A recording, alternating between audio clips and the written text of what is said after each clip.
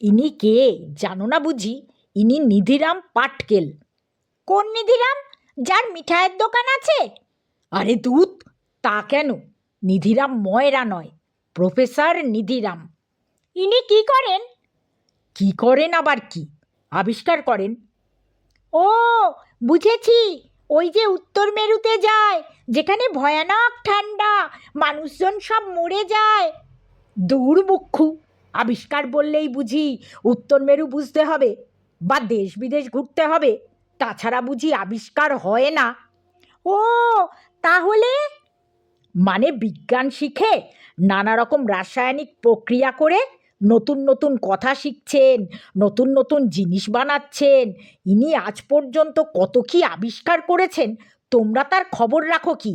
ওর তৈরি গন্ধবিকট তেলের কথা শোনোনি? সেই তেলের আশ্চর্য গুণ।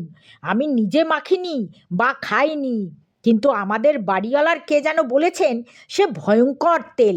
সে তেল খেলে পরে পিলের ওষুধ, মাখলে পরে ঘায়ের মলম, আর গোঁফে লাগালে 1.5 দিনে আধ হাত লম্বা গোঁফ বেরোয়। সে কি মশাই, তাও কি হয়?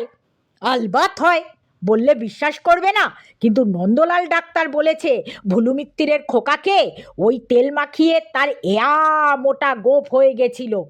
কি আবল তাবল বকছেন মশাই? বিশ্বাস করতে না চাও তো বিশ্বাস করো না, কিন্তু চোখে যা দেখছো তা বিশ্বাস করবে তো? কি কাণ্ড হচ্ছে দেখছো তো?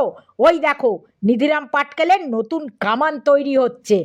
নতুন কামান, নতুন গোলা, নতুন সব। এ কি সহজ কথা ভেবেছ?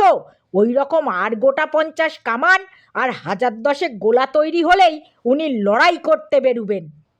সব নতুন রকম হচ্ছে বুঝি? নতুন না তো কি, নতুন অথচ সস্তা। ওই দেখো কামান, আর ওই দেখো গোলা। কামানে কি আছে? নল আছে, আর বাতাস ভরা হাঁপড় আছে। নলের মধ্যে গোলা ভরে খুব খানিক দম নিয়ে ভস করে যেমনি হাঁপড় চেপে ধরবে, অমনি হুশ করে গোলা গিয়ে ছিটকে পড়বে আর ফট করে ফেটে যাবে। তারপরে? তারপরেই তো হচ্ছে আসল মজা। গোলার মধ্যে কি আছে জানো? বিছুটির আড়ক আছে, লঙ্কার ধোঁয়া আছে, ছারপোকার আতর আছে, গাঁদালের রস আছে, পচামুলোর এক্সট্র্যাক্ট আছে, আরও যে কত কি আছে তার নামও আমি জানি না।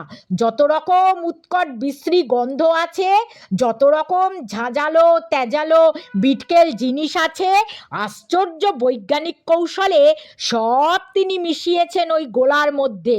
সেদিন ছোট একটা গোলা ওর হাত থেকে পড়ে ফেটে গিয়েছিল, শুনেছ তো? তাই নাকি? তারপর হলো কি?